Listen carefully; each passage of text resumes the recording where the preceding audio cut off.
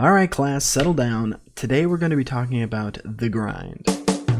No, not that kind of grind, you filthy animal. The way sexier grind, where you turn down the lights, light some candles, sit back, and just play a video game for absolute hours on end. Before we get to that, though, we need to talk about what grinding is. If you grew up a gamesman or a gamestress, then you were probably already aware of grinding. It is the act of doing something very similar in a game over and over again in search of some goal or some reward. This reward can be gear that makes you stronger, a paragon system that makes you more powerful. Don't worry, I'll explain paragons in a little bit.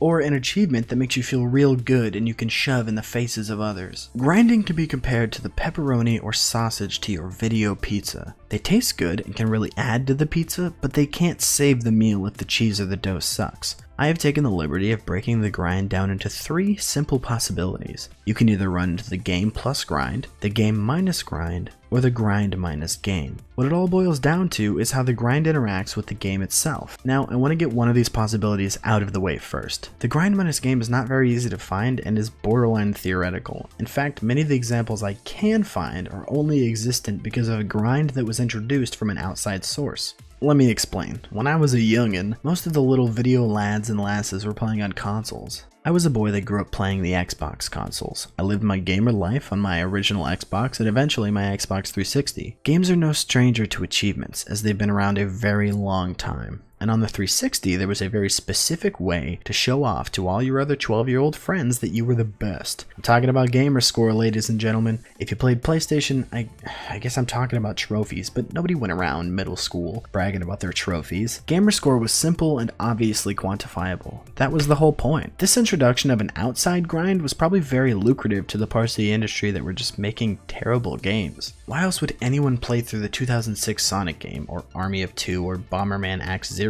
The answer is simple, they wouldn't. But Godspeed to those willing to put themselves through hell to complete some achievements. I don't understand you, completionists, but I respect you. Stay golden, pony boys. But that brings us to our second possibility, the game minus grind. These are situations where the game is fun at its base, but the grind itself is either not really worth your time, the rewards are not targetable, or the grind has been made intentionally long to make some more money. Some say that you could smash the first two into the same situation. If the reward is not targetable, then the grind isn't worth your time. This problem exists pretty heavily in the current expansion for World of Warcraft. If you watch my previous video, then you know that the way the grind works in WoW currently is a big reason why I quit. However, this isn't a WoW video, so I'm not going to get too deep into it. But a big point that I want to hit on is the RNG in both the dungeon and PvP content in that game. So really quick, RNG is the random number generator. What that means is when you're playing a game that uses this system, every time you're supposed to get a reward, a number generator is used. This is essentially the equivalent of the game rolling a dice to decide what you get and how good it is. And with that explained, back to the point. The important Azerite gear is only attainable through the weekly chest for dungeons, and the PvP gear is on a weekly set path for the items you'll receive. If you want to replace a specific piece of gear with some PvP stuff, well, too bad. The last WoW expansion, Legion, also suffered from bad grinds despite good gameplay. The legendary grind was left absolutely up to chance. There was a set amount of activities you could do to earn the rewards, but whether or not the reward actually came was completely random. Grinds are the most effective when someone can plan out their journey, not when that journey is laid out for them. The ability to see something you want and go, okay, well now what do I have to do to get there, is something that allows gameplay to flow naturally and in a way that makes you feel like you accomplished something. But there are dark sides to this argument, and that rears its ugly head when we talk about the Benjamins, the broccoli, the big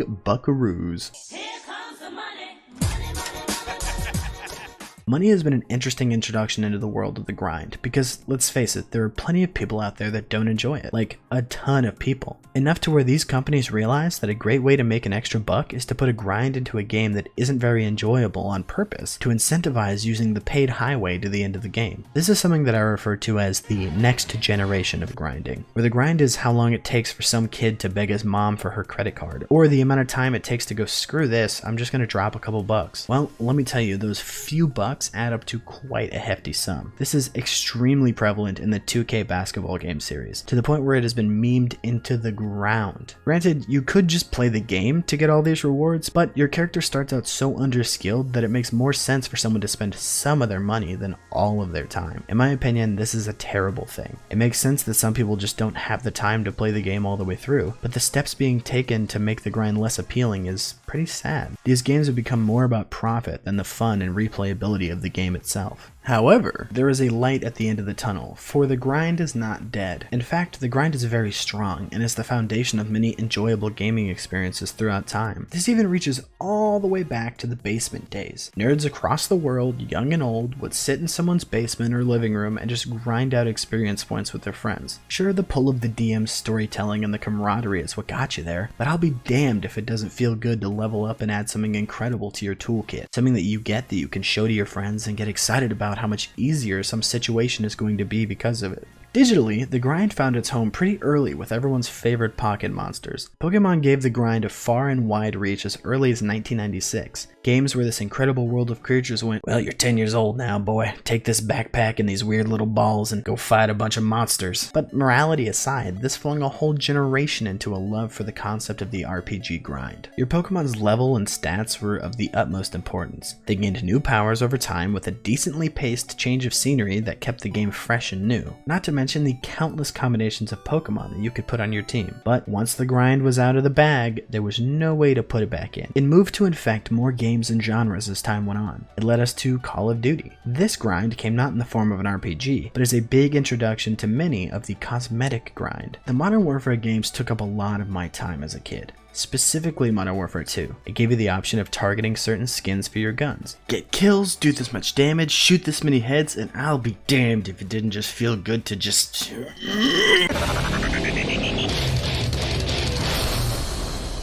I would spend hours on end just trying to make my aim better so I could get that sweet skin that I've been after to make all my friends jealous. My progress was easy to track, and there was nothing secret or random about my achievement. It was just a pure call and response between my actions and the game's rewards, which leads me to my favorite type of grind of all. This is the constant feedback loop of grinding. This is the simple concept of I do something and I see the progress I've made right away. It can come in several different forms. One thing I loved about the Legion expansion for WoW was the artifact power system, as controversial as that opinion may be. In that expansion, you could level up your weapon, and every single thing you did gave you artifact power. And in my opinion, it was great. Do I want to do dungeons? Artifact power. World quests? Artifact power. Raids? Artifact power. PvP? You guessed it, artifact power. But this wasn't the only system that powered you up like this. The action RPG series Diablo gave us Paragon systems, and even after you hit max level, you continuously gain XP for everything you do. And for every Paragon level you obtain, you get a skill point that you can put into a stat increase for your character, and this system is endless. But even without power upgrades like these, games like Killing Floor 2 keep you engrossed simply by making it more fun to fire each bullet. These zombies have crazy amounts of joints that you can shoot and affect in real time. Shotgun to the arm? Boom, gone. Sniper to the head, blam, dunzo. And all the while, each kill gives more experience towards my goal or leveling up. And when the mixture of the grind and the gameplay is just right, the time seems to just slip away. So what is my point? Why did I make this video? Well, it's pretty simple. I think the world needs to cut the grind some slack. People talk a lot of smack about the grind, and I don't think that it deserves it. It has been there for us for a very, very long time. Longer than some of us can even remember. It has been the guiding light for our precious game time. If you have ever sat down to play a nice video and thought out your goals and paths to achieve what you want to get done with your allotted time, then damn it, I think you love the grind too. From the tables of D&D, the tall grasses of the Kanto region, to the sound of squeaky basketball shoes, the distant sound of 12-year-olds yelling about banging your mom, to the ever-growing worlds of MMOs new and old. The grind helps us experience all of these wonderful things, and it is high time that we start recognizing that.